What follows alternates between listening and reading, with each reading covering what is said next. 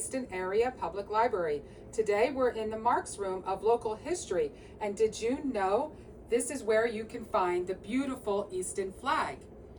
Do you remember where the 3 locations that the Declaration of Independence was read in our country? The 3 cities are Philadelphia, Trenton, and here in Easton.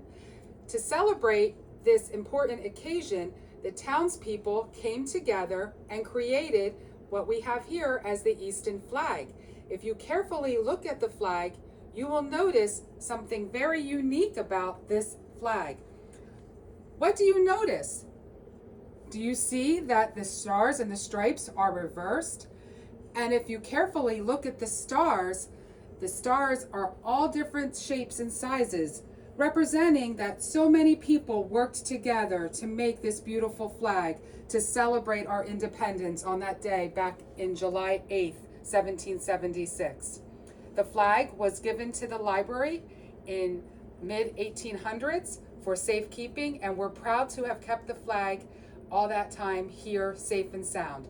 The flag is available for you to come see at any time. The library is open. Just ask at the desk to see the flag in the Marx Room. Thank you.